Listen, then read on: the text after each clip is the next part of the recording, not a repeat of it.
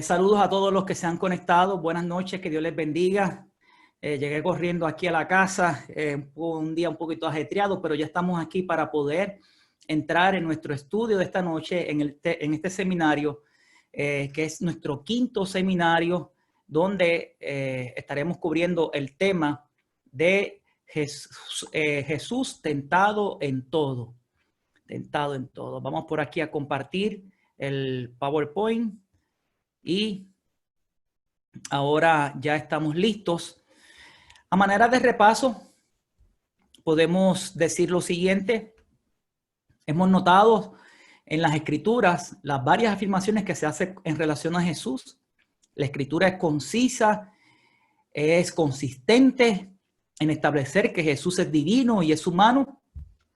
Y como dice Elena de White en un comentario que recoge el comentario bíblico adventista, tomo 5, página 1088, las dos naturalezas se mezclaron misteriosamente en una sola persona, el hombre Cristo Jesús.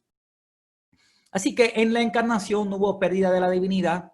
Jesús no dejó de lado ninguno de sus atributos divinos, aunque voluntariamente tomó una posición subordinada, temporal para con el Padre.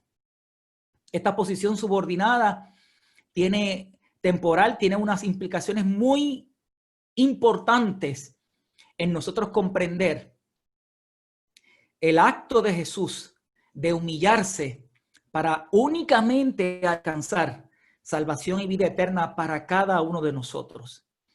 En esta acción de Jesús de humillarse para salvarnos a nosotros, Jesús no obtiene ningún beneficio. El beneficio es para nosotros y debemos alabar su nombre. Así que su humanidad era real. Él tomó carne y sangre, como vimos ayer en la carta a los Hebreos. No fue una apariencia de hombre, fue un hombre en realidad semejante a cada uno de nosotros, excepto con una excepción. Que cuando Jesús vino al mundo, él no necesitó redención. Yo quiero en este momento hablar con ustedes de algo muy importante. Miren, hay quienes creen que la salvación es por seguir un modelo, un ejemplo. Y ciertamente, seguir a Jesús como ejemplo y como modelo es un llamado que tenemos todos nosotros. Pero la salvación no se trata de nosotros modelar a Jesús, no. La salvación es un acto de gracia. Es un acto donde Dios decide darnos un don de salvación, concedernos un don de salvación, cuando sencillamente tú y yo aceptamos a Jesús como Señor y Salvador. Y algunos piensan que Jesús, pues, tuvo ventajas hacia nosotros porque su naturaleza humana no fue corrupta desde el punto de vista internamente. Para Jesús, la obediencia era algo natural para él, porque él es el santo ser, no necesitaba redención, y si no necesitaba redención era porque no había corrupción interna, no había morbosidad en su ser interno. Así que la obediencia de Jesús era una obediencia natural, como la que tuvo Adán antes de la caída. Antes de la caída, a Adán le era muy sencillo obedecer. Era naturalmente para él obedecer. Decidió no obedecer. Al igual que Eva, decidieron no obedecer. Pero no es como nosotros. Para nosotros, lo natural es desobedecer. Y nuestra desobediencia es una gran batalla. Es una tremenda batalla que tenemos que lidiar cada uno de nosotros. Cada uno de nosotros. Pero Jesús no tenía desobediencia natural. Así que, si has pensado que la salvación se trata de seguir un ejemplo, un modelo, como pensaban los ebionitas. ¿Recuerdan el domingo cuando estudiamos las controversias cristológicas y vimos la primera controversia en la segunda mitad del primer siglo, que surgieron los ebionitas? Los ebionitas miraban a Jesús como un modelo a seguir. Y ellos decían, si Jesús lo logró, yo también lo puedo lograr, porque pensaban que Jesús era como ellos, un ser humano como ellos.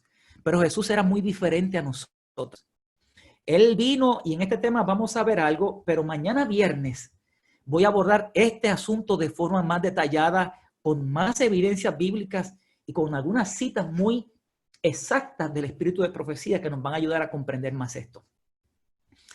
Así que Jesús no necesitaba redención, porque si él hubiese venido con una naturaleza corrupta, si hubiese venido con morbosidad interna, con concupiscencia, que es el apetito pervertido, entonces Jesús no podía hacer la ofrenda perfecta.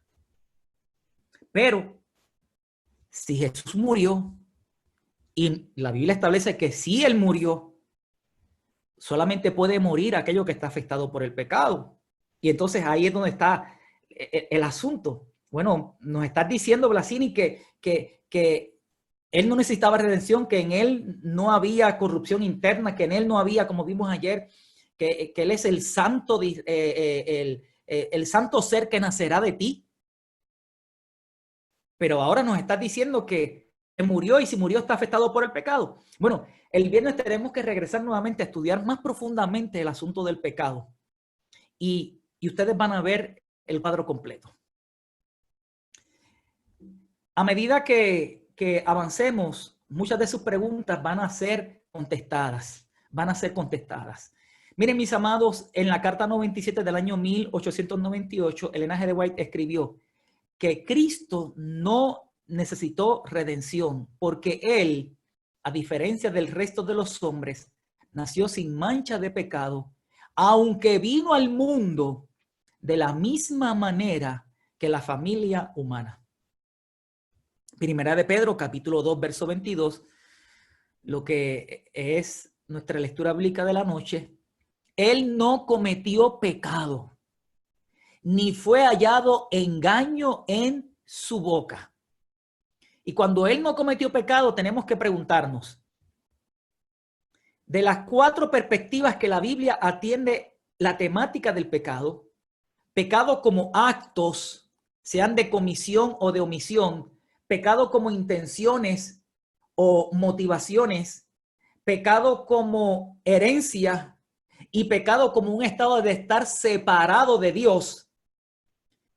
Si Jesús no cometió pecado, tenemos que preguntarnos, Jesús, si no cometió pecado, ¿a qué se refiere Pedro?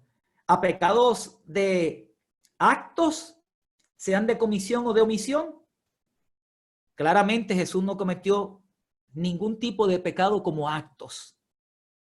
No cometió pecado como actos, ni de omisión ni de comisión. Pecados como motivos o intenciones malévolas que surgen del interior de esa morbosidad, de esa concupiscencia, de ese apetito pervertido, no. La Biblia establece que él es el santo ser, el santo ser. Pecado como herencia, ahí tenemos que volver a estudiar un poco más.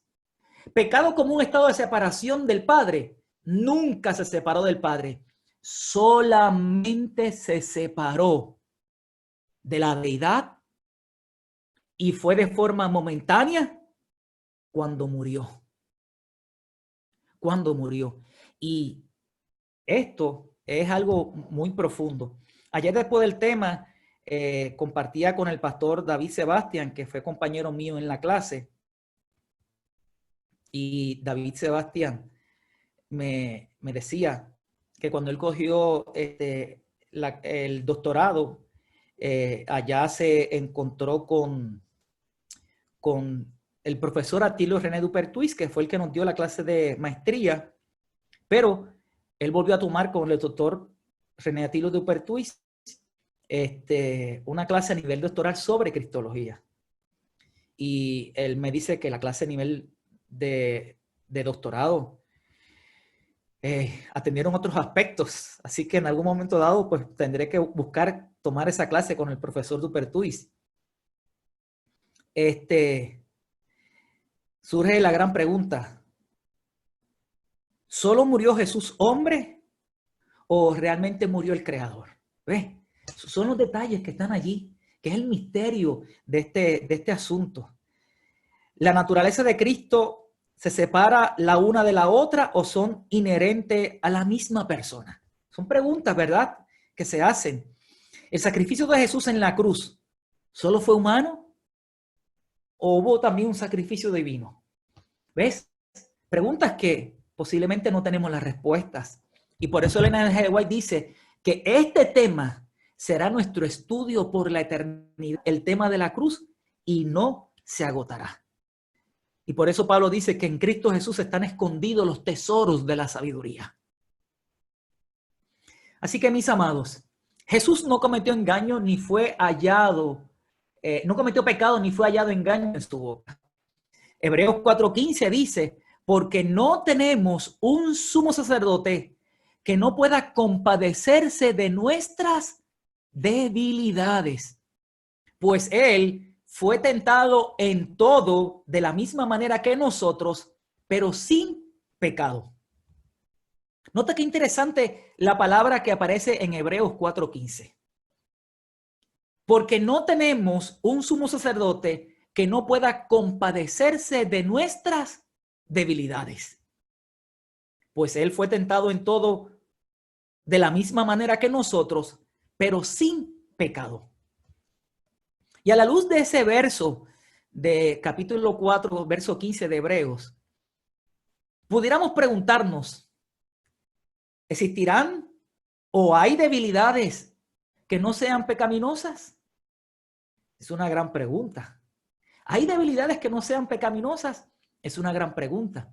Y nosotros estaremos pendientes a esa palabrita, porque es una palabrita muy importante cuando nos enfocamos en estudiar la humanidad de Cristo Jesús.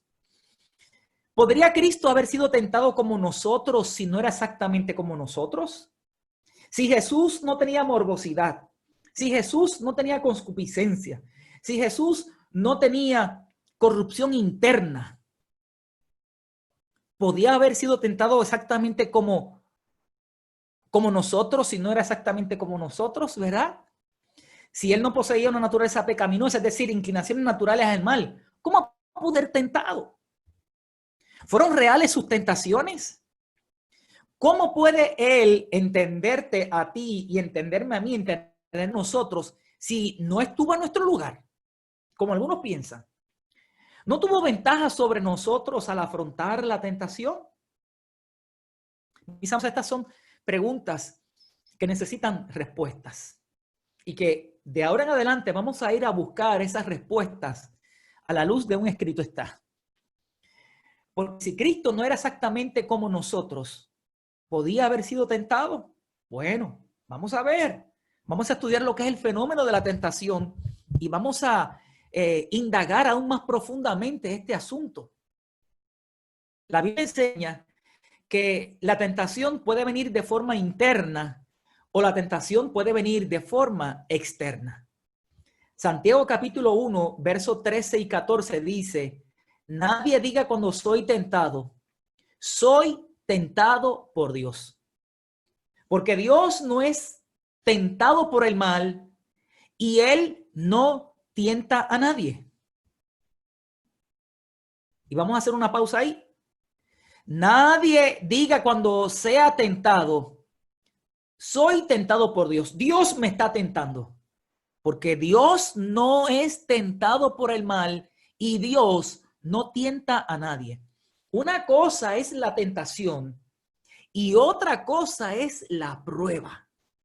Una cosa es la tentación y otra cosa es la prueba. La prueba, a diferencia de la tentación, no va a procurar pecaminosidad.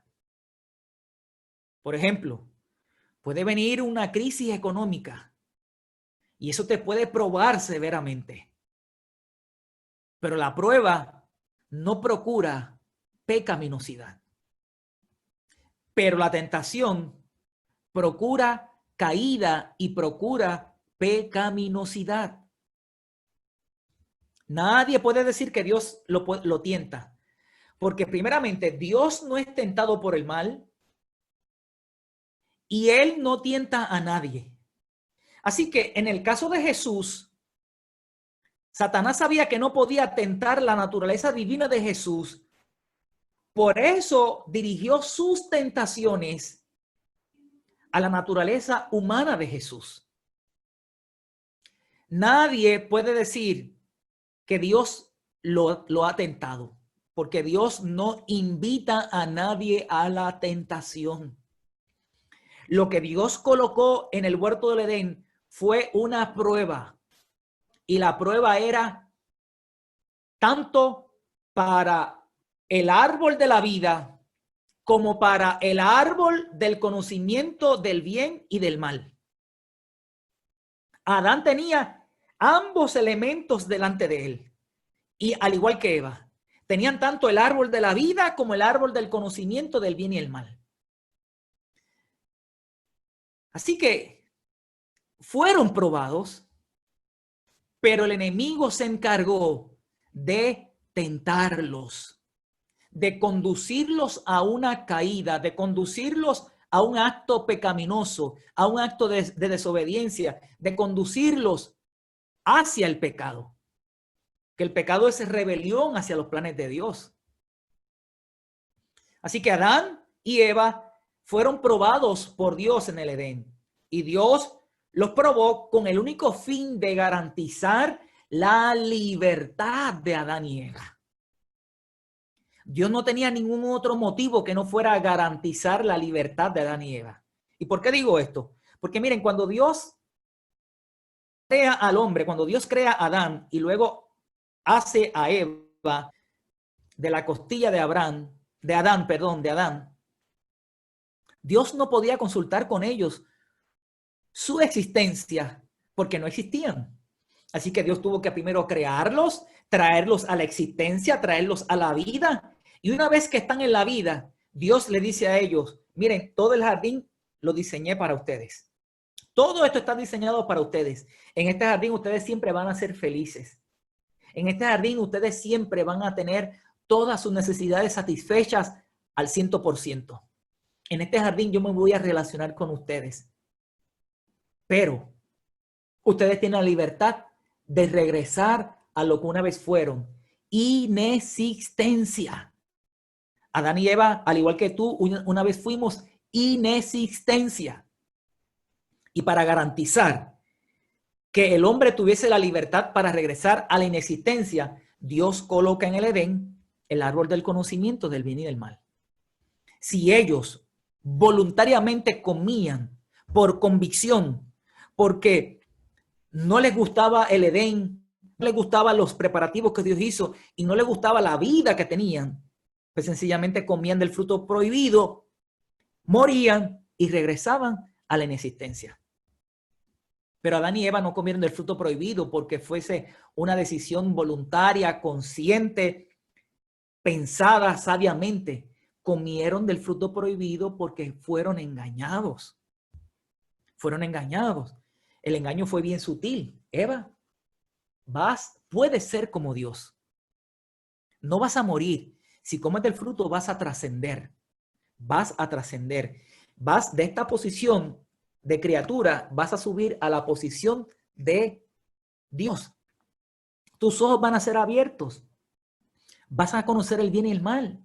Vas a ser como Dios. Y Eva se dejó engañar. La prueba delante de ella era convincente porque la serpiente comió del fruto y no murió. Así que se dejó engañar por el enemigo. Le presentó una realidad que era falsa, y comió del fruto prohibido y lo compartió con su esposo, quien decidió seguir la suerte, la decisión de Eva. Así que, mis amados, dice la Escritura, cada uno es tentado cuando es arrastrado y seducido por su propia pasión, por su propia concupiscencia, por ese apetito pervertido que hay en nosotros. Así que Satanás puede irse de vacaciones a Hawái en esta semana y puede decirle, hermanos de Arroyo, hermanos de Guayama, hermanos de Barranquita, hermanos de Vega Baja, hermanos de Puerto Rico, esta semana se las voy a dejar libre, no los voy a molestar para nada. Pues mira, déjame decirte que aunque Satanás no esté presente, tu propio cuerpo, tu propia mente va a generar tentaciones. ¿Por qué? Porque tenemos una pasión desordenada, un apetito pervertido que va a llevarnos a diferentes tentaciones. Pero también la tentación puede venir externamente. Primera de Pedro 5:8. Sed sobrios y velad. Vuestro adversario, el diablo, como león rugiente, anda alrededor buscando a quien devorar. Así que para Adán y para Eva, la tentación no vino internamente. No, porque ellos no tenían una pasión desordenada, no tenían un apetito pervertido. No había en ellos concupiscencia, no había en ellos morbosidad. Pero la tentación vino externamente para ellos a través del enemigo. En el caso de Jesús, Juan 14:30 nos dice, ya no hablaré mucho con vosotros porque viene el príncipe de este mundo y él no tiene nada en mí. La Biblia es categórica al señalar que Satanás no tenía poder sobre Jesús, pero Satanás tiene poder sobre nosotros. Y esa es la diferencia. Tú y yo somos unos debiluchos. Tú y yo somos poca cosa ante el poderío de Satanás.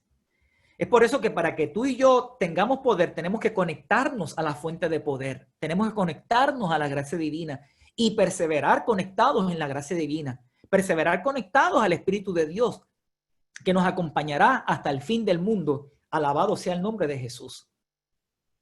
Así que Jesús fue bien claro, el príncipe de este mundo no tiene nada en mí. ¿Y por qué Jesús utilizó la expresión príncipe de este mundo?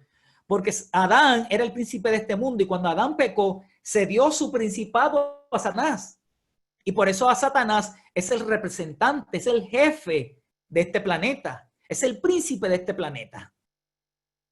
Y Jesús lo reconoció así. Desato a la gente, página 52, párrafo 1, dice, la vida de Jesús estuvo en armonía con Dios. Mientras era niño, pensaba y hablaba como niño, pero ningún vestigio de pecado mancilló la imagen de Dios en él. Sin embargo, no estuvo exento de tentación. Fue tentado desde su niñez. Desde su niñez. Sin embargo, para que una tentación sea real, no tiene necesariamente que apelar a una naturaleza pecaminosa. La tentación muy bien puede ser externa, como lo fue la primera tentación de Adán y Eva. Ellos habían sido creados perfectos para el Señor. Génesis 1:31 dice claramente que todo fue hecho bueno y en gran manera. Y aunque el origen del pecado en sí es un misterio para nosotros, y la Biblia no explica el origen del pecado, solo dice que se manifiesta el pecado en el mismo trono de Dios en la persona de Lucifer. Sí sabemos que la tentación vino de afuera. En el caso de nuestros primeros padres, vino en la voz de la serpiente. Y la Biblia presenta que seres santos, perfectos, inocentes, fueron tentados y la tentación fue tan real que ellos cayeron. Por ejemplo, Lucifer, eras perfecto en todos tus caminos desde el día en que fuiste creado, hasta que se halló en ti maldad.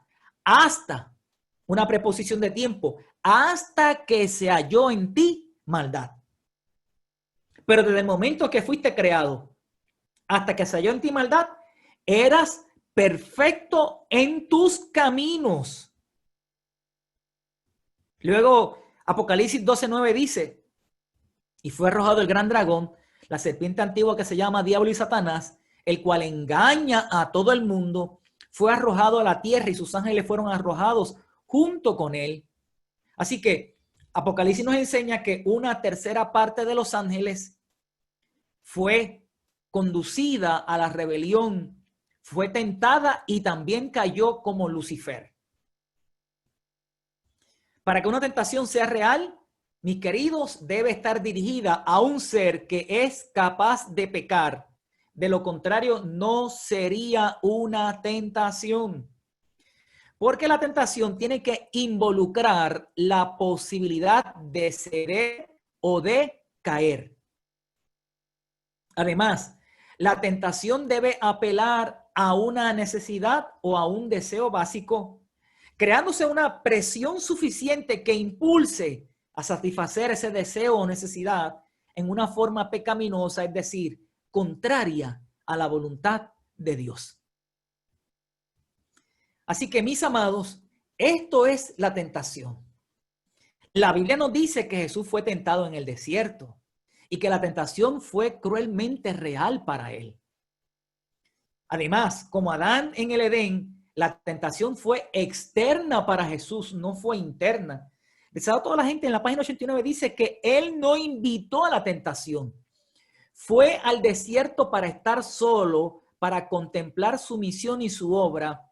Y Mateo capítulo 4, verso 3 nos dice que estando en el desierto, vino a él el tentador. Al igual que Eva, que en un momento dado se separa de su esposo, se separa de Adán, camina cerca del árbol del conocimiento del bien y el mal, y el tentador vino a ella con el disfraz, con la apariencia, convertido en una serpiente. Y ahí comenzó la tentación para Eva. De igual manera, Satanás esperó que Jesús avanzara en su ayuno de 40 días y 40 noches, y cuando ya se encontraba humanamente muy debilitado, allí llegó el tentador para presentarle 3 tentaciones que fueron muy crueles para Jesús. A diferencia de Adán y de Eva, Jesús en su humanidad se encontraba en posiciones desventajosas en las que Adán y Eva nunca estuvieron cuando fueron tentados. Y eso lo vamos a ver, mis queridos, y eso lo vamos a ver. Dice la Biblia que después de estar en el desierto, cuando el diablo acabó toda tentación hacia Jesús, se apartó de él por algún tiempo. Es decir, no piensen, mis queridos, que la tentación hacia Jesús fue solamente aquellas 3 tentaciones en el desierto. No. Dice el comentario bíblico adventista, página 1056, un comentario de Ellen G. White: la vida de Cristo fue una lucha perpetua contra las agencias satánicas. Satanás atacó a Cristo con toda forma concebible de tentaciones. Es decir, Satanás estuvo en su mente maquinando, trabajando, diseñando, confeccionando, buscando la manera de cómo lograr un simple mal pensamiento en la mente de Cristo.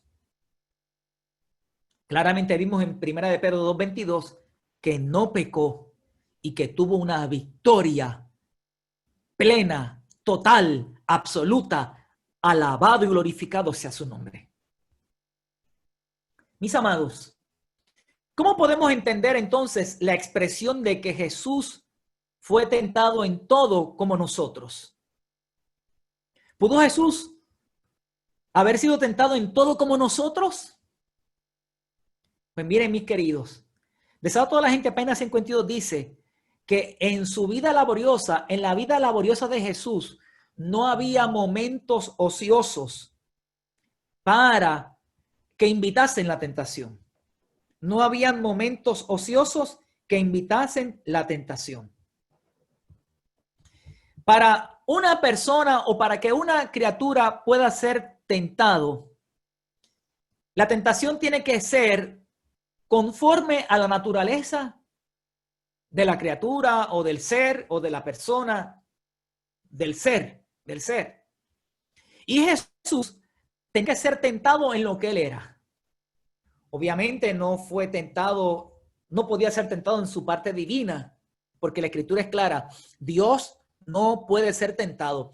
Así que Satanás enfiló sus 3 tentaciones maestras hacia la persona humana o hacia la naturaleza humana de Jesús. Así que Jesús vivió en un entorno familiar judío y tenía que ser tentado conforme a ese entorno. Jesús vivió en una época, en el siglo I, vivió en la ciudad de Nazaret y conforme a lo que es ese medio ambiente social, económico, cultural, psicológico, conforme a ese medio ambiente es que Satanás enfiló las tentaciones para Jesús. No debemos nosotros olvidar que estudiamos en Romanos que Jesús vino como el segundo Adán. Él no vino como Moisés, no vino como Pedro, no vino como uno de nosotros. Él vino como el segundo Adán. ¿Qué significa esto? Que en Jesús no había morbosidad, no había concupiscencia, no había apetito pervertido, no había corrupción interna, no habían tendencias o propensiones naturales hacia el pecado. Así que las tentaciones que se enfocaron hacia Jesús iban dirigidas a que de alguna manera Jesús utilizase su poder divino para enfrentar la tentación.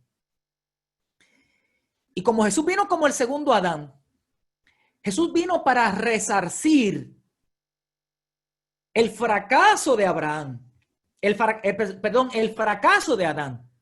Y voy a explicar esto. Adán no fue tentado con cosas morbosas, no fue tentado con cosas sucias, inmorales. Adán y Eva no fueron tentados con bajezas, porque la naturaleza de ellos no tenía nada que ver con esas cosas.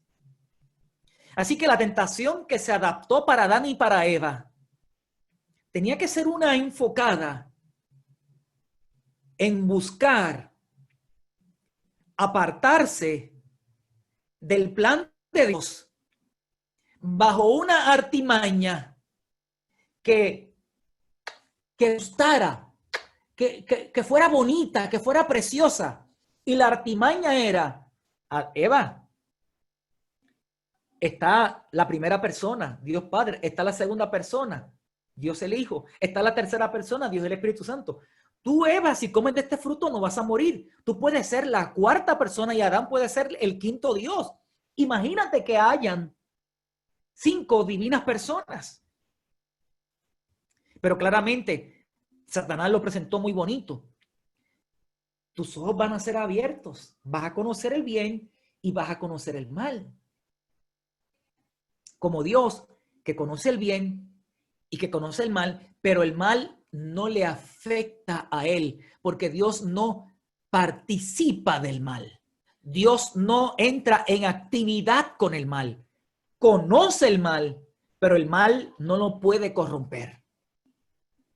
En cambio, si una criatura conoce el mal lo corrompe, como ocurrió con Lucifer. Perfecto eras en todos tus caminos hasta el día que se halló en ti maldad. Y dejó de ser Lucifer para ser Satanás, padre de mentira. Conoció el mal y el mal lo corrompió. Y ahora le llaman padre de mentira. Mis amados, Elena G. White nos dice en Deseo a toda la gente, página 91, Satanás había señalado el pecado de Adán como prueba de que la ley de Dios era injusta y que no podía ser acatada. Y en nuestra humanidad, Cristo había de resarcir el fracaso de Adán. Así que Satanás, cuando Adán y Eva pecaron, comenzó a justificar tanto su caída, la caída de los ángeles que se convirtieron en demonios y la caída de Adán y Eva. ¿En qué sentido Satanás comenzó a justificar su caída? En decir, mira Dios, aquí el problema ni soy yo, ni son los ángeles que se unieron conmigo, los demonios, ni el problema tampoco es Adán ni Eva. Todos nosotros fuimos creados perfectos, pero tu ley es imposible de ser obedecida. Y la evidencia de que tu ley es imposible de ser obedecida es que yo la desobedecí. Una tercera parte de los ángeles la desobedecieron. Y Adán y Eva, que fueron creados a imagen y semejanza tuya, también no pudieron obedecer. Así que el denominador común no somos nosotros las caídas, las criaturas que caímos. El denominador común es que tu ley es injusta. Y de esa manera, Satanás se valía para defender su posición o sus posiciones. Cristo vino en una humanidad semejante a la nuestra para demostrar que Adán, en su condición de perfección, al igual que Eva, pudieron haber obedecido la ley de Dios, pudieron haber vencido porque tenían todos los recursos para vencer. Página 92, Desahogo a la gente. Muchos sostienen que era imposible para Cristo ser vencido por la tentación. Muchos dicen, no, Cristo no puede ser tentado, ni puede ser vencido por la tentación. Pues miren lo que dice Elena. En tal caso, Cristo no podría haberse hallado en la posición de Adán. Porque si él vino para demostrar que Adán pudo haber vencido, pues entonces tenía que estar en un terreno donde tenía que ser tentado y donde tenía dos opciones: o salía victorioso o salía fracasado. Así que en tal caso no podría haberse hallado en la posición de Adán, no podría haber obtenido la victoria que Adán dejó de ganar. La victoria que Cristo obtuvo era también accesible para Adán, pero Adán dejó de ganar esa victoria y decidió correr la suerte de Eva. Cuando Adán escribió en Génesis el 28 de julio de 1874, cuando Adán fue acechado por el tentador en el Edén, no tenía una mancha de pecado. Cristo, en el desierto de la tentación, estuvo en el lugar de Adán para soportar la prueba de aquel no pudo soportar. Mensajes selectos, tomo 1, página 327, párrafo 2. Y vuelvo a repetirle, todas estas citas son del formato electrónico. Si las vas a buscar, tienes que ir al formato electrónico. No vayas al libro porque no van a coincidir. Es del formato electrónico. Porque el hombre caído no podía vencer a Satanás con su fortaleza humana. Escucha bien. Porque el hombre caído, no el hombre del Edén, Adán y Eva antes de la caída, sino el hombre caído, no podía vencer a Satanás con su fortaleza humana. Vino Cristo de las reales cortes del cielo para ayudarlo con su fortaleza humana y divinas combinadas. Alabado sea su nombre. Cristo sabía que Adán en el Edén, con sus ventajas superiores, podía haber resistido la tentación de Satanás y podía haber vencido. Es decir, en el Edén, Adán tenía ventajas superiores y podía haber resistido la tentación de Satanás y podía haber vencido. Cristo sabía también que no era posible que el hombre fuera del Edén y bajo condiciones, escucha bien las condiciones, separado de la luz y del amor de Dios desde la caída.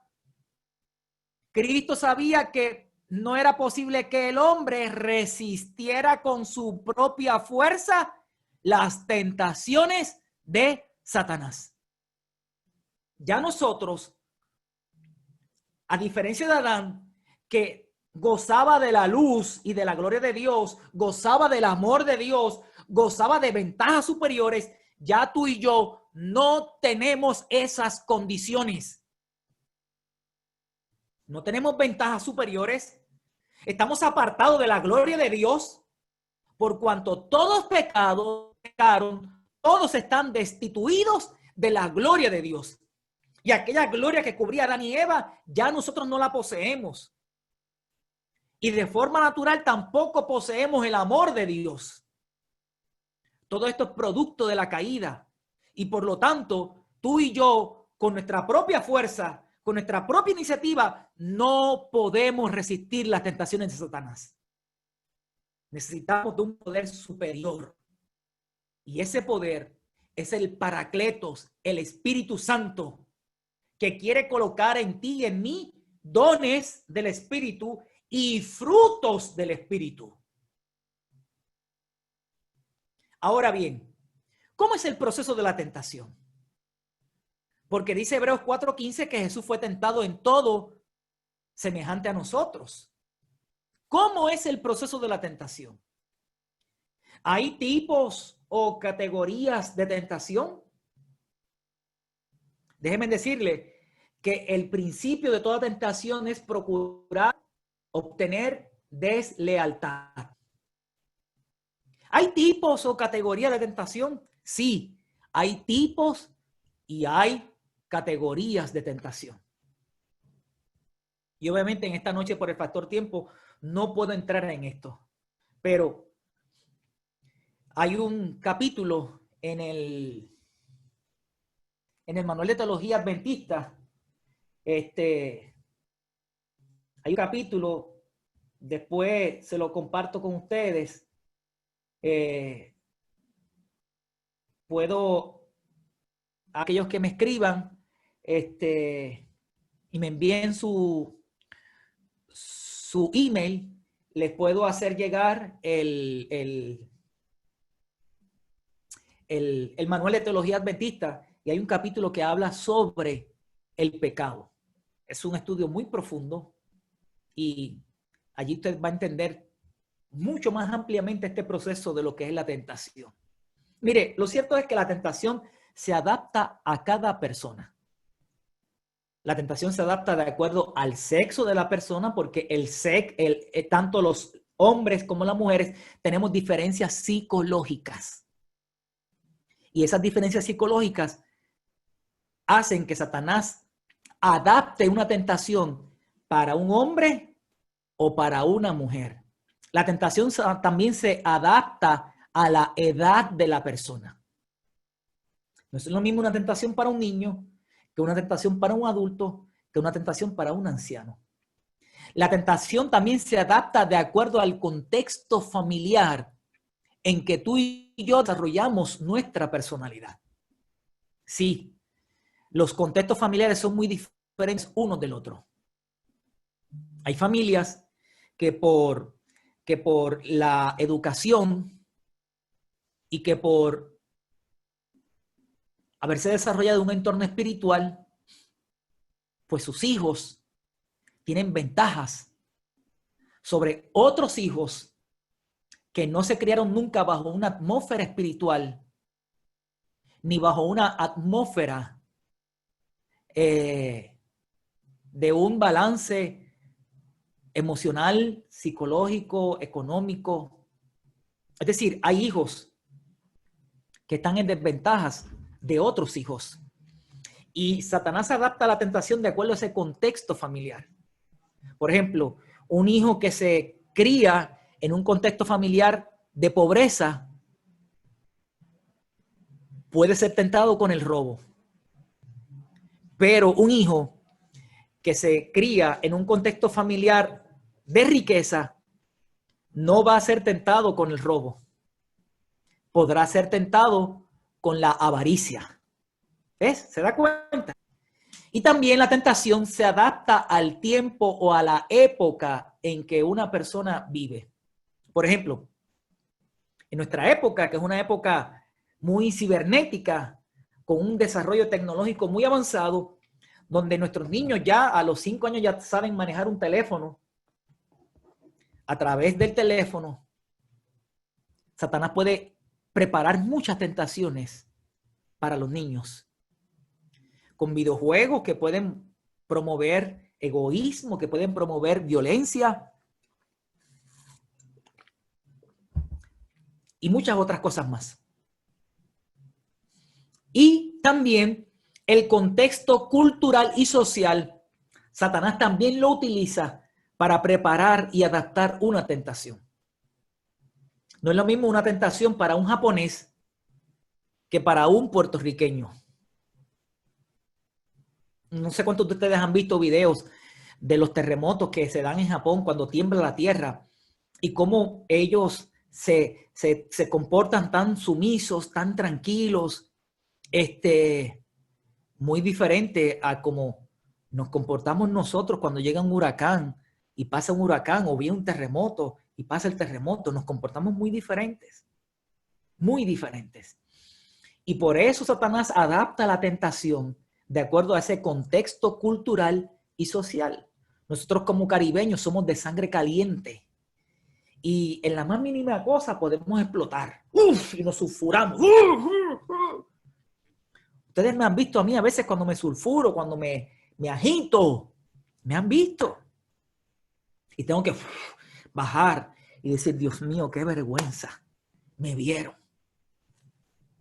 Somos así, los caribeños. ¿Cuál fue la base de la tentación de Adán? ¿Fue realmente el apetito la base de Adán? ¿El comer del árbol fue para ellos una tentación? En el huerto del Edén, ¿tuvo hambre Adán? Miren, en el huerto del Edén, Adán y Eva no sabían lo que era el hambre.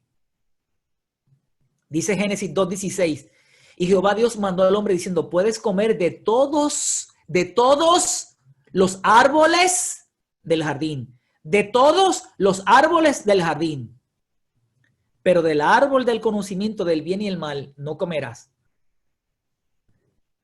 porque el día que comas de él, ciertamente morirás. Ciertamente morirás. Así que no fue el apetito la base de la tentación para Adán y para Eva. Ellos nunca supieron lo que era el hambre. Eva comió porque la promesa fue, o la oferta fue, tus ojos van a ser abiertos. Vas a ser como Dios. En otras palabras, no tienes por qué permanecer en la posición de criatura. Puedes superarte. Puedes crecer. Puedes engranderte. Piensa, Eva. 3 divinas personas y 2 más. Tú y Adán como personas divinas. Esto se va a poner mejor. Si yo como serpiente, como animal irracional, ahora tengo la capacidad de pensar, de analizar, de meditar, de contemplar las cosas, si ascendí de animal irracional a animal racional y ascendí a tu posición, pues Eva, tú vas a ascender de esta posición creada a imagen y semejanza de Dios. Ahora puedes no meramente ser imagen y semejanza de Dios, puedes ser Dios, puedes ser Dios. ¿Se dan cuenta cuál fue la base de la tentación? Entonces la serpiente le dijo a la mujer, no vas a morir. Es que Dios sabe, Dios sabe. O sea, está confirmando un conocimiento que Dios no reveló. Cuidado, cuidado con aquel conocimiento que Dios no ha revelado y que tú quieras entrar en él. Cuidado, porque puede ser que estés dirigido por Satanás en ese intento de entrar en un conocimiento que Dios en su sabiduría se reservó para él. Deuteronomio bien claro, las cosas secretas le pertenecen a Dios, pero las reveladas es para nosotros. Es que Dios sabe. O sea, Eva, hay un conocimiento que puedes adquirir y que está en Dios. Si tú comes de este árbol, tus ojos van a ser abiertos. Seréis como Dios, vas a ser como Dios, conociendo el bien y el mal. La única verdad de todo esto era que Adán y Eva, si comían del fruto, iban a conocer del bien y del mal. Pero la verdad era a medias, porque conociendo el mal, iban a morir. Así que, mis amados, A diferencia de Adán y Eva, que no sabían lo que era el hambre, Jesús cuando fue al desierto, dice Mateo 4:2, después de haber ayunado 40 días y 40 noches, qué maratón, qué ayuno maratónico, tuvo hambre y en esa debilidad corporal, les pregunto yo a ustedes, cuando tienen hambre, ¿cómo ustedes se sienten? ¿Ustedes sonríen cuando tienen hambre? Ustedes dicen, todo está bien, qué feliz me siento, tengo hambre. Tengo hambre. Déjame llamar a mi ser querido, déjame llamar a mi amigo, déjame llamar a mi amiga, déjame salir a caminar porque tengo hambre. Déjame irme al mall a comprar unas cositas, al supermercado a comprar unas cositas porque tengo hambre. ¿Eso es lo que tú y yo hacemos cuando tenemos hambre? Para nada. Y Jesús con hambre, el tentador se acercó a él y le dijo, si eres, qué interesante, es que Dios sabe, si eres hijo de Dios. ¿Se dan cuenta cómo Satanás no ha cambiado su estrategia? Siempre quiere presentar este dilema no de la desconfianza, de la ausencia de conocimiento. Te falta algo por saber. Es que Dios sabe. Si eres el Hijo de Dios, pues es tan sencillo. Di que estas piedras se conviertan en pan y tú resuelves el problema del hambre. Miren, yo puedo tener hambre en este momento y aquí tengo el teléfono y no puedo decirle al teléfono, convierte en un sándwich,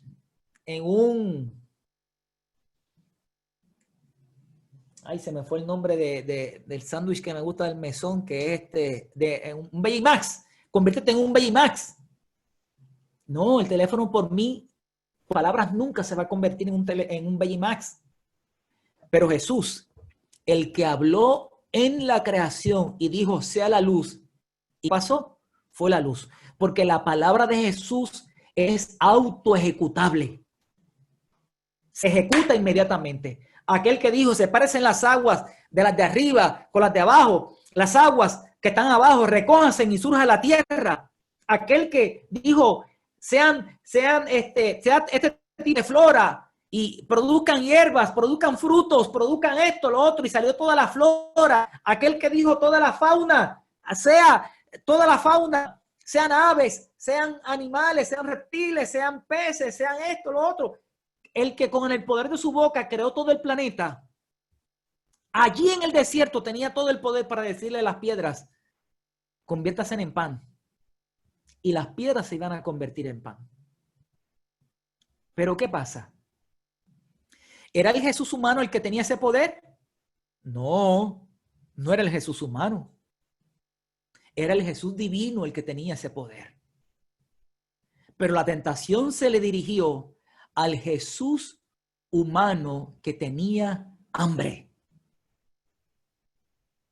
Y si el Jesús humano que tenía hambre utilizaba el poder divino, entonces se iba a demostrar que no era posible que el Jesús humano, al igual que Satanás, al igual que los demonios y al igual que Adán y Eva, podía obedecer la ley de Dios y Satanás alcanzaba la victoria. Y el argumento de Satanás se iba a constituir en una verdad, cuando era una mentira. Si eres hijo de Dios, di que estas piedras se conviertan en pan. La pregunta es, ¿obedecería Jesús al Padre o no lo obedecería? ¿Tenía derecho Jesús a comer? Claro que tenía derecho Jesús a comer, tenía hambre. ¿Es ilegal comer? No. ¿Es legítimo comer? Es legítimo. Es parte de una necesidad biológica y básica de la existencia de toda criatura. Y Cristo fue tentado a hacer algo legítimo por medios ilegítimos, contrarios a la voluntad del Padre. Mensaje Celeste, tomo 1, página 322. Cristo podría haber realizado un milagro por su propia cuenta, Pero eso no hubiera estado de acuerdo con el plan de salvación.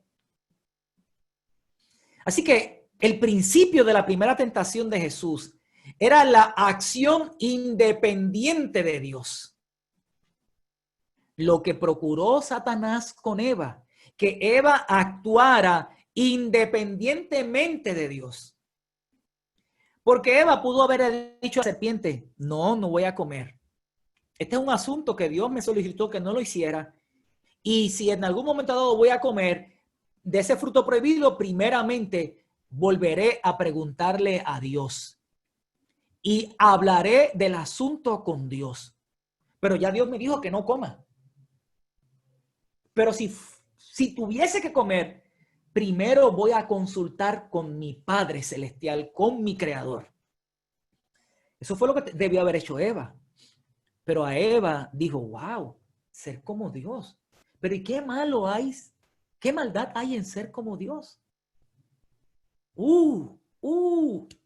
¿Te das cuenta? Una acción independiente. Cuidémonos de esas acciones independientes de Dios. Las acciones independientes a veces se justifican. Las acciones independientes a veces hay argumentos para sostenerlas. ¡Cuidado! ¡Cuidado! ¿Cómo tú argumentas una acción independiente de Dios? ¿Cómo tú justificas una acción independiente de Dios? ¡Cuidado! Miren, el caso de Abraham y Sara. Dios le dijo a Abraham y a Sara, le hizo una promesa. Voy a multiplicar tu simiente. Y como la promesa no se había cumplido todavía, Abraham comenzó a argumentar y a justificar con su esposa Sara. Bueno, y Sara, ya tú eres estéril, ya yo estoy viejo, tú estás en los 75, yo casi en los 90 y algo, y todavía no llega un hijo. Y Dios nos prometió simiente. Y Sara le dice a Eva, Sara le dice a Abraham, perdón, le dice a Abraham, mira Abraham, pues ahí está Agar. ¿Qué de malo hay? Yo no puedo darte hijo. Pues ahí está Agar. Un hijo con Agar. Y comenzaron a argumentar y a justificar su decisión. El caso de Pedro cuando negó a Jesús. Jesús se lo dijo, Pedro, ponte a orar, porque antes que cante el gallo 3 veces me vas a negar. Y Pedro comenzó a argumentar. Jesús, estás equivocado, papá. Yo estoy dispuesto a ir contigo hasta la muerte. Estoy dispuesto a ir contigo a la cárcel. Yo voy a todas. Y Pedro comenzó a argumentar y a justificar que él era el fuerte, el valiente, el duro. Con los otros apóstoles, con los otros 11, esos son unos estúpidos, unos tontos. Esos sí te pueden fallar. Pero yo, Jesús, estoy dispuesto a ir contigo hasta la muerte. El casamiento en yugo desigual. Dios dijo, no te juntes con yugo desigual. Y hay parejas, novios, que tienen un novio o una novia que no es creyente. Y Dios ha dicho claramente, no te juntes en yugo desigual. Y comienzan a justificar y a argumentar. No, si este novio cuando me case yo me lo voy a ganar para el evangelio. Esta novia cuando me case yo me la voy a ganar para el evangelio. Y comienzan a argumentar lo que Dios te dijo. No te juntes en yugo desigual, no te conviene, ya yo sé lo que eso produce. Pero los pecadores nos gusta argumentar. El sexo y el matrimonio, la Biblia estableció que el sexo es para el matrimonio. Pero hoy día, Satanás y la sociedad posmodérnica establece liberación sexual. No hay nada de malo en la liberación sexualidad. Y por eso vemos una humanidad con tantas enfermedades sexuales. Mis amados, Jesús respondió a Satanás y le dijo, escrito está, Satanás, yo no voy a argumentar contigo ni voy a justificar una acción independiente de Dios hacia Dios. Escrito está, no solo de pan vivirá el hombre, sino de toda palabra que sale de la boca de Dios. Así que no es independencia, Es dependencia, es obediencia. Lo que Dios pide de nosotros. Y precisamente eso fue lo que hizo Jesús. Obedeció toda palabra que sale de la boca de Dios. Así que como Satanás vio que Jesús le respondió con la palabra, pues Satanás decidió utilizar la palabra para la segunda tentación. Entonces el diablo lo llevó a la ciudad santa, le puso de pie sobre el pináculo del templo y le dijo: bueno, Jesús, ya que tú citas la palabra y que tú eres un duro en la palabra dice, a sus ángeles mandará cerca de ti y en sus manos te llevarán, de modo que nunca tropieces con tu pie en piedra. Eso es lo que dice la palabra. Pues si eso es lo que dice la palabra, tírate abajo del templo, salta, échate abajo. No vas a tocar no vas a tocar el piso. Él va a mandar a tus ángeles acerca de ti. En tus manos te van a llevar. En sus manos te van a llevar. Nada te va a pasar. Y le citó la palabra a Jesús. Mire qué sinvergüenza y qué astuto, qué malicia es la de Satanás. Y el tentador trató de aprovecharse de la fe y la perfecta confianza que Cristo había mostrado hacia su Padre Celestial, instándolo a la presunción. Mensaje Celeste, tomo 1, página 331. Y sigue diciendo, pero Jesús no tentaría a Dios presuntuosamente, haciendo experimentos con la providencia divina. Y déjeme decirte, yo sé en mi vida, he tenido que ayudar a algunos que han querido hacer experimentos con Dios. Mira, es increíble cómo ver dentro del adventismo tantos hermanos que comienzan a hacer experimentos financieros con Dios. Y cómo somos tan dulces como adventistas. Somos bien dulces para estos conceptos piramidales. Estas estructuras piramidales, así al revés, la pirámide hacia abajo, donde tú vas ubicando debajo de ti, tú vas subiendo. ¿Cuántas veces no hemos visto problemas muy serios por conceptos y estructuras estas financieras de pirámides, haciendo experimentos con la providencia de Dios y diciendo, bueno, Señor, yo voy a jugar el Pega 3, voy a jugar la loto, si me pego, si me la das, si me dan los numeritos, sabes que esta ofrendita va por ahí. Quieren hacer experimentos con Dios. Ah, mis amados, Jesús fue bien claro. No hagas experimentos con Dios. Vive bajo una palabra clara, escrito está. El doctor Sakae Kubo ya murió, fue un gran teólogo de la iglesia en el área de la ética. En la revista Ministerio del año 1961, en este artículo, Tempt Like as We Are, él dijo lo siguiente, o escribió lo siguiente: podemos ser probados cuando somos tentados a colocarnos innecesariamente en situaciones peligrosas, aún por una causa noble. Cuando rehusamos tomar precauciones médicas necesarias, especialmente en el campo misionero.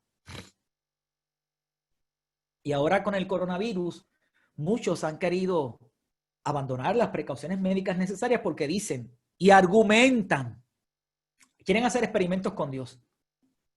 Dios me va a proteger. Dios me va a proteger. Y andan por ahí sin la mascarilla. Wow. Cuando esperamos que Dios nos bendiga nuestras tareas escolares sin habernos nosotros esforzado. Cuando oramos sin obrar. Señor, necesito que llegue a mi vida ese príncipe azul o esa princesa azul. Tú sabes, Señor, que llevo tanto tiempo en la soltería y necesito que tú obres. Que tú obres, Señor. Y ustedes los ven, que están metidos en el cuarto de la casa, nunca salen, nunca se exponen, nunca comparten con otros jóvenes del rebaño del Señor y quieren que Dios así milagrosamente les envíe Ay, Señor, tú sabes que necesito un trabajo, Padre, que tengo este problema, necesito un trabajo. Y oran y oran y oran. Pero nunca van a los clasificados para ver qué empleos hay. Nunca van a una agencia de trabajo. Nunca van y reparten un resumen. Cuando oramos sin obrar, cuando hacemos obras buenas para ser vistos delante de los hombres, esperando que Dios nos bendiga. Cuidados, mis queridos, cuidados. En la tercera tentación, el diablo le llevó a un monte muy alto a Cristo. Le mostró todos los reinos del mundo y le mostró su gloria. Y le dijo, bueno, Jesús, vamos a hacer un negocio. Todo esto te voy a dar si postrado me adoras. Y el capítulo 4, verso 10 de San Mateo, Jesús respondió y le dijo a Satanás, vete, vete, Satanás, porque escrito está, al Señor tu Dios adorarás y a Él solo servirás. Y lo leí conforme al modo del griego. No puedo leerlo. Vete, Satanás, porque escrito está, al Señor tu Dios adorarás y a Él solo servirás. No lo puedo leer así en el español, porque el modo del griego es un modo con autoridad. La tercera tentación fue la más difícil, la más seductora de las tres. Dice Mensajes Selectos, tomo 1. De paso, estos textos, estos citas de Mensajes Selectos, tomo 1, ustedes las pueden leer. En Mensajes Selectos, tomo 1, hay una serie de capítulos basados en cristología. Satanás, quitándose el disfraz, le ofreció a Jesús los reinos de la tierra, lo cual podía conseguir con solo postrarse un momento ante él en reconocimiento de que a él le pertenecían. Una mentira, mis queridos, una mentira, porque no eran propiedad de él. Y dice el Mensaje Selectos, tomo 1, página 336, que esta última tentación fue la más seductora de las tres.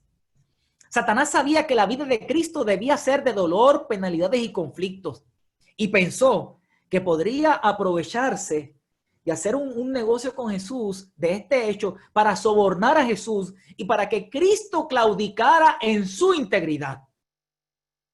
Satanás actuó con todo su poder para dominar esta última tentación, pues este último esfuerzo había de decidir su destino en cuanto a quién sería vencedor. ¡Wow! ¡Qué tremendo, mis queridos! Sigue diciendo en la página 336, párrafo 2, los ojos de Jesús se posaron por un momento sobre la gloria presentada delante de él, pero se apartó. Y Jesús rehusó contemplar el fascinador espectáculo. No estaba dispuesto a poner en peligro su firme integridad, entreteniéndose con el tentador. Y cuando Satanás le requirió un homenaje, cuando Satanás le requirió adoración, fue despertada la indignación divina de Cristo. Y no pudo tolerar más la blasfema pretensión de Satanás, ni aún permitir que permaneciera en su presencia. Y aquí Cristo usó de su autoridad divina y le dijo al mocoso de Satanás que desistiera y le dijo, vete. Vete, Satanás. Escrito está, al Señor tu Dios adorarás y a Él solo servirás. Y Jesús utilizó su poder, su autoridad divina y reprendió al diablo. Mis queridos, hay quienes preguntan, bueno, si Jesús no heredó pecaminosidad, una naturaleza depravada, ¿no tuvo ventaja sobre nosotros que tenemos que luchar con la perversidad de nuestro carácter? Hay quienes creen que la salvación es por imitación, que es necesario poder actuar tan bien como lo hizo Jesús para merecer el favor de Dios. Y en ese caso, les inquieta que Jesús haya tenido alguna ventaja sobre ellos. Pero lo cierto es, mis queridos, Jesús no vino a demostrar que tú puedes vencer. No, Él no vino a demostrar eso. Porque los pecadores, por sus propios medios, no pueden vencer. Son fracasados, nacen fracasados. No pueden superar el resultado final del pecado, que es la muerte. Y por más que te portes bien, por mejor que vivas tu vida, siendo altruista, siendo filántropo, siendo un hombre de bien, siendo un moralista, por más que vivas correctamente la vida, el resultado final del pecado, que es la muerte, te va a alcanzar a ti y me va a alcanzar a mí. Y con la muerte viene la desaparición. Regresamos a la inexistencia. Y por eso la salvación no es por imitación. No significa, escucha bien, no significa que en nuestra experiencia de salvación, en nuestra vivencia de salvación por la fe en Cristo Jesús, no significa que imitemos a Jesús. Todo lo contrario, Jesús dijo, ejemplo os he dejado para que sigáis mis pisadas. Pero aquí hay que colocar las cosas en su justa perspectiva y en su debido orden. El pecador por sí mismo nace fracasado. Y para poder vencer ese fracaso, tiene que aceptar por la fe al exitoso, a Cristo Jesús. Alabado sea su nombre. Así que la realidad es que tú y yo no podemos luchar contra las fuerzas del mal. Somos fracasados.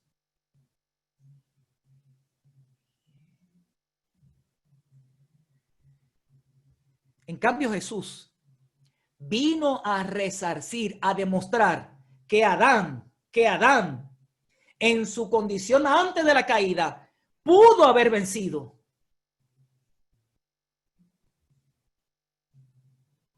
Y no venció. Adán pudo haber vencido y no venció. Jesús, en ese sentido, vino como el primer Adán.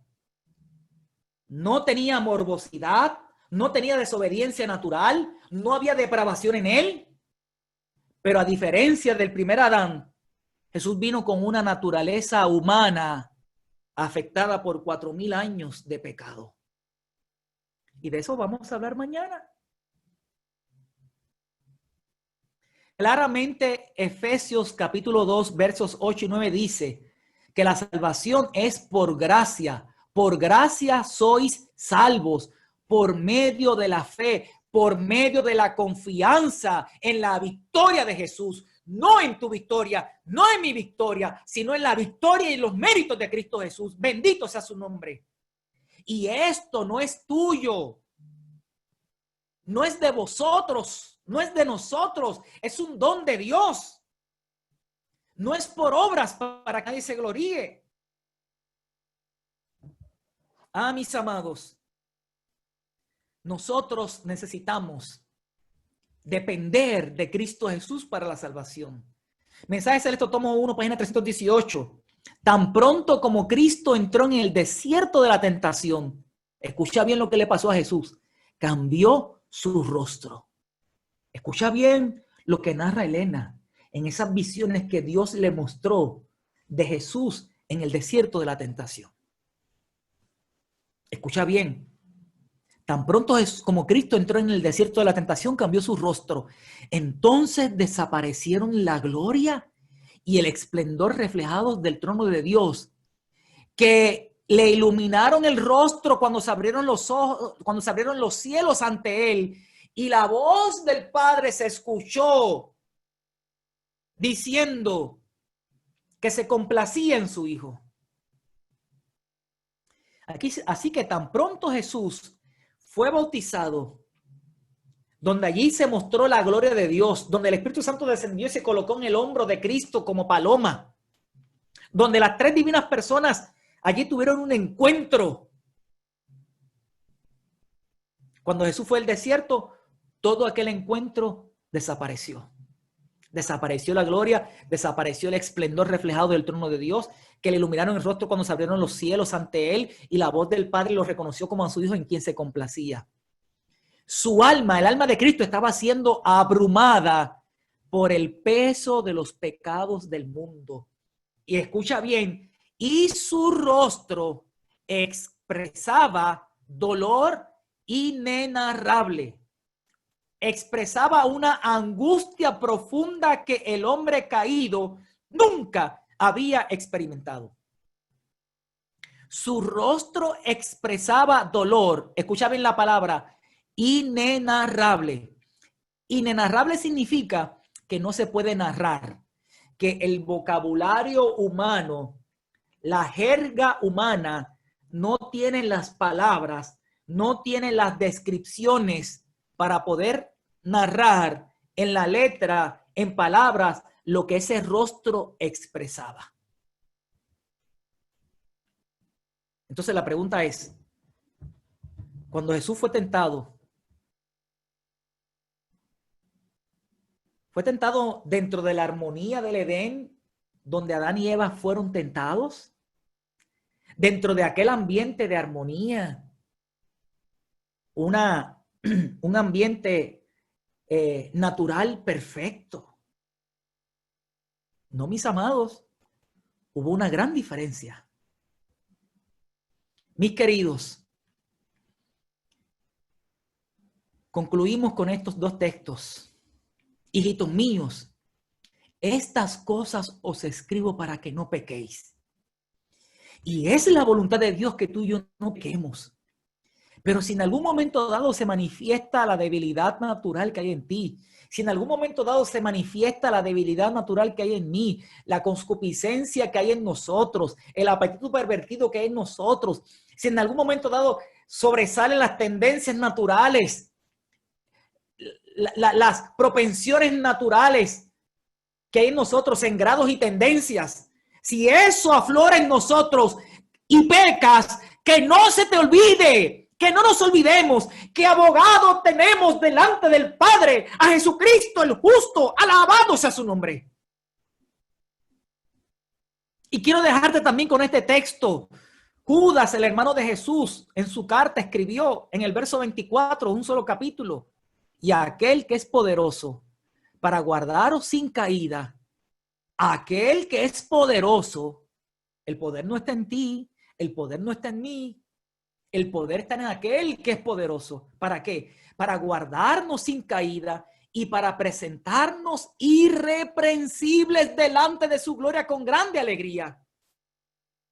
Al único Dios, nuestro Salvador, por medio de Jesucristo, nuestro Señor, a ese Dios que es nuestro Salvador y que se llama Jesucristo, que es nuestro Señor, que puede presentarnos, que es poderoso para guardarnos sin caída y puede presentarnos irreprensibles. A Él sea la gloria, sea la majestad, sea el dominio, sea la autoridad, desde antes de todos los siglos, ahora y por todos los siglos. Amén. Alabado sea el nombre de Cristo Jesús. Alabado sea nuestro Padre Celestial. Alabado sea el Santo Espíritu que nos inspira con esta verdad poderosa. Mis queridos, la única forma como tú y yo podemos vencer es lo que dijo Jesús en Juan 15:5. Separados de mí, nada podéis hacer. Si nos mantenemos juntitos a Jesús, entonces venceremos. Entonces venceremos. Mis queridos, mañana esto se pondrá caliente. Mañana tendremos nuevamente que regresar a estudiar la cristología, pero ahora en el contexto de la iglesia adventista. Y vamos a ver más detalles en torno a la humanidad de Cristo, para que tú y yo podamos tener una conciencia teológica mucho más amplia. Porque la pregunta es, está estipulado, el santo ser que nacerá en ti, está estipulado.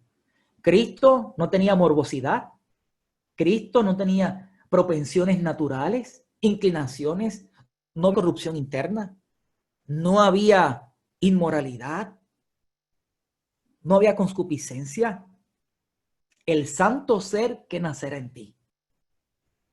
Pero en su humanidad murió. Y la pregunta es, ¿con qué naturaleza vino Cristo cuando se encarnó? ¿Con la naturaleza de Adán antes de la caída? ¿O con la naturaleza de Adán después de la caída?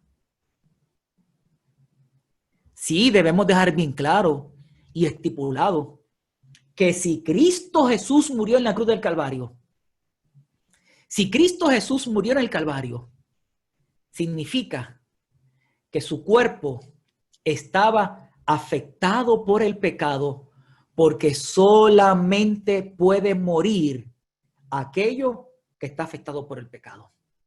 Entonces mañana vamos a entrar en esta aventura muy profunda y ver en qué sentido Jesús estuvo afectado por el pecado.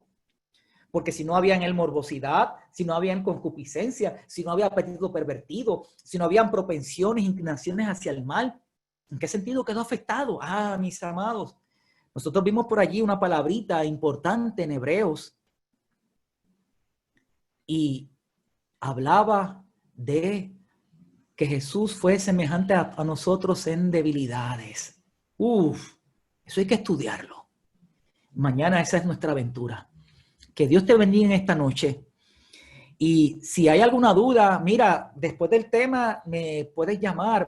Ahí están viendo mi teléfono, 381-5068, 787-381-5068. Pero mañana esto se va a poner caliente. Porque si Jesús murió, pues su humanidad estaba afectada por el pecado. Antes de la caída, Adán no podía morir. Muere después de la caída por causa de la desobediencia.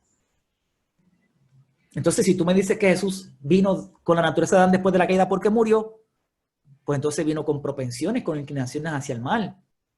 Ah, pero es que me estás diciendo que no. Nada, mañana vamos a abordar eso y vamos a ver este aspecto de la naturaleza humana de Jesús tan importante. Recuerden, mis queridos, una cristología.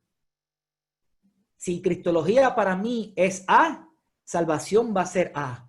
Si cristología para mí es B, salvación va a ser B. De acuerdo al enfoque que tú tengas cristológicamente, entenderás lo que es la salvación. Por eso es tan importante comprender estos temas de cristología. Que Dios te bendiga, es mi deseo y mi oración. Y mañana nos estaremos viendo nuevamente. Mañana es el Santo Sábado del Señor. Amén. Así que no hay presión ninguna y vamos a ir detalle a detalle, disfrutando lo que nos va a presentar el seminario de mañana.